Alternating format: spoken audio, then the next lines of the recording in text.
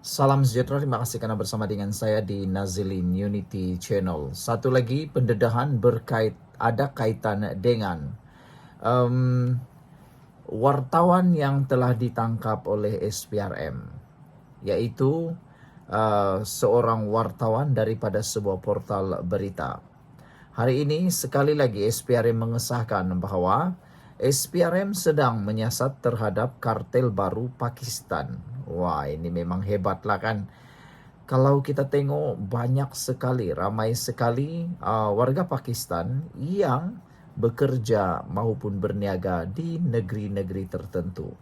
Ini menarik perhatian netizen.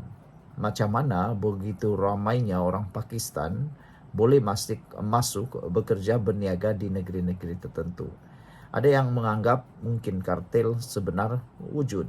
Rupa-rupanya apa yang dinyatakan itu mempunyai asasnya.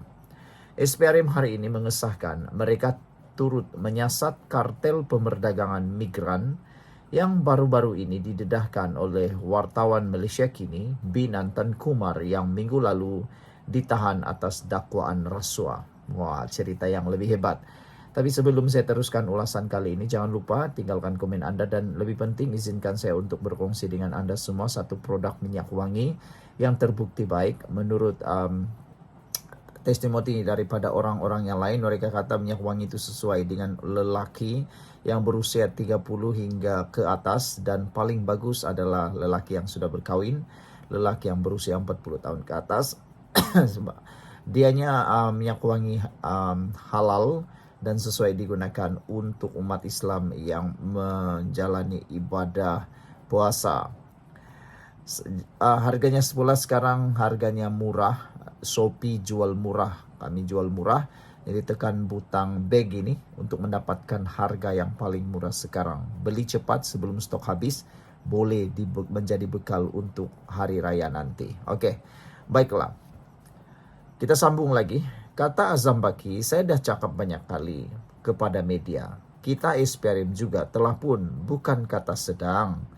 Kita telah pun menyiasat beberapa isu berhubung kartel kemasukan pekerja-pekerja asing ke negara ini, kata Azam Baki pada sidang media.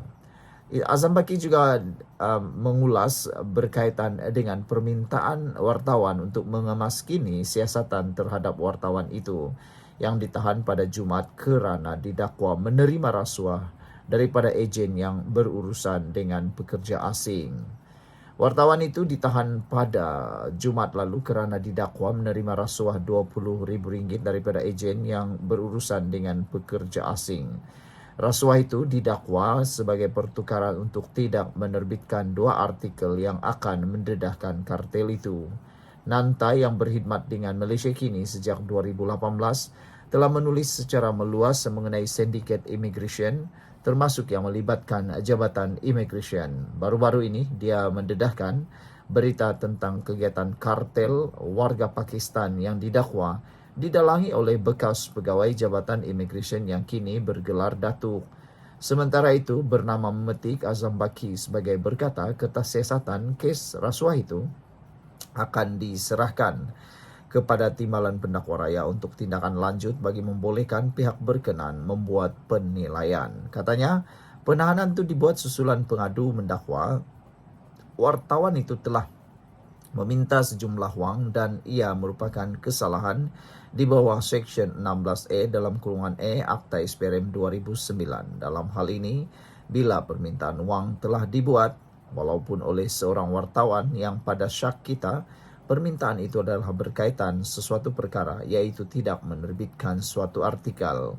Dedi Syaki memaksa pengadu itu untuk membayar wang, maka satu kesalahan rasuah, dan kesalahan rasuah ini bukan hanya tertakluk kepada penjawat awam ataupun ahli politik sahaja, katanya. Ditanya adakah SPRM menyiasat sindiket kemasukan pekerja asing didedahkan wartawan itu, Azam Baki berkata SPRM telah memulakan siasatan kes itu. Saya telah cakap banyak kali, kata Azam Baki kepada media, kita sedang menyiasat beberapa isu kartel kemasukan pekerja-pekerja asing negara ini. Jika siasatan ini Jadi siasatan itu masih lagi diteruskan, tetapi saya tegaskan kalau pada mana-mana pihak yang mengambil kesempatan untuk memaksa orang membayar uang, itu satu kesalahan, kata Azam Baki lagi. Sekian dulu untuk kali ini, jangan lupa tinggalkan komen Anda, sila tekan butang subscribe, jumpa lagi, bye-bye. Sejahtera, ini maklumat terkini yang kita terima daripada SPRM menyatakan dan mengesahkan bahawa Ismail Sabri, bekas Perdana Menteri ke-9 Malaysia, adalah suspek kes rasuah dan pengubahan wang haram.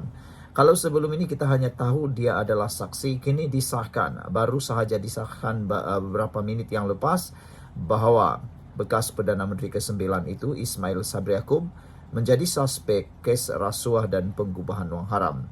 Apabila pengesahan daripada SPRM ini dinyatakan, ramai yang sudah mula membuat siapan, membuat hantaran. Mereka kata, adakah ini akan menjadi Perdana Menteri yang kedua yang datang daripada parti yang sama dengan Najib yang akan masuk penjara? Ini menjadi tanda tanya kerana apa yang didedahkan oleh SPRM sekarang hampir sama dengan kes Najib, yang mana ditemui barang kemas dan juga emas. Tapi sebelum itu saya ingin kongsikan dengan anda semua. Izinkan saya mengucapkan selamat berbuka puasa.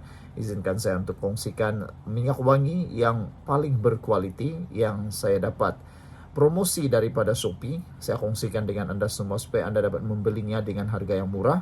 Anda boleh tekan bag produk yang ada di paparan video ini, tekan dan beli. Harganya sekarang sangat murah.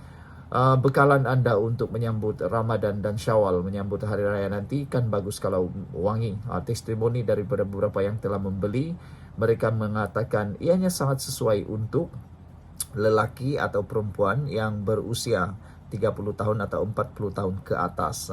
Mereka kata boleh menarik perhatian sesiapapun kerana sangat wangi dan berbaloi. Yang paling bagus lagi, ianya halal. Ismail Sabri adalah suspek kes rasuah pengubahan wang haram, kata Azam Baki. Ketua Pesuruhjaya Suruhanjaya Pencegahan Rasuah Malaysia SPRM Tan Sri Azam Baki hari ini mengesahkan bahawa bekas Perdana Menteri Datuk Seri Ismail Sabri Yaakob merupakan suspek bagi siasatan kes rasuah dan pengubahan wang haram. Beliau pada sidang media hari ini berkata pihaknya, iaitu SPRM, juga dijangka mengambil keterangan Perdana Menteri ke-9 itu sekali lagi berhubung kes berkenaan pada Rabu. Ada yang mula bertanya-tanya, adakah Rabu ini Ismail Sabri Yaakob akan direman pula untuk mendapatkan bantuan maklumat ataupun untuk keterangan. Biasanya kalau kes sudah sampai macam ni, ianya akan memberikan pelbagai spekulasi yang menarik. Kata Azam Baki, saya boleh katakan Ismail Sabri Yaakob adalah suspek dalam kes ini.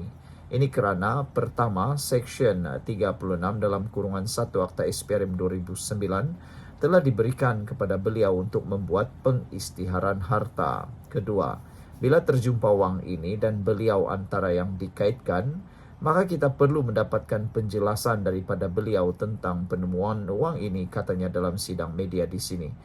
Yang menjadi buah mulut netizen ialah perkara kedua yang dinyatakan oleh Azam Baki ini, iaitu apabila wang tersebut dijumpai, Ismail Sabri Yaakob antara yang dikaitkan. Apa maksud antara yang dikaitkan? Adakah maksudnya ialah pemilik kepada uang itu, ataupun penderma kepada uang itu, atau mengetahui uang tersebut?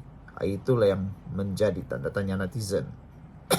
Walau bagaimanapun, kata Azam Baki, itu sebabnya beliau perlu memberikan penjelasan kepada SPRM.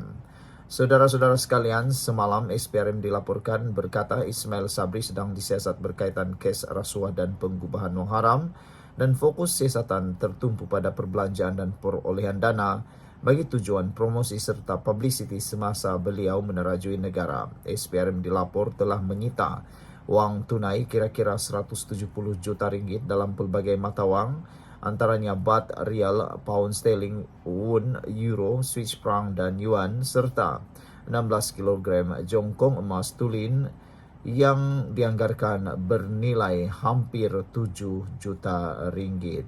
Setakat ini, kata Azam Baki, beliau berkata SPRM telah merakam percakapan 31 individu serta membekukan 13 akaun bank bernilai kira-kira 2 juta ringgit dengan kesemuanya akaun adalah sah dan aktif. Berhubung Ismail Sabri, kita tidak lagi bekukan akaun beliau, manakala akaun Yayasan Keluarga Malaysia juga tidak dibekukan, katanya. Beliau berkata pihaknya dijangka memanggil beberapa lagi saksi berhubung kes ini dan siasatan ini dibuat dengan terperinci. Azam berkata, kes itu disiasat mengikut Akta SPRM 2009 dan Akta Pencegahan Pengubahan Wang Haram, Pencegahan Pembiayaan Keganasan dan Hasil daripada Aktiviti Haram 2001. Sekian untuk kali ini, jangan lupa tinggalkan komen Anda.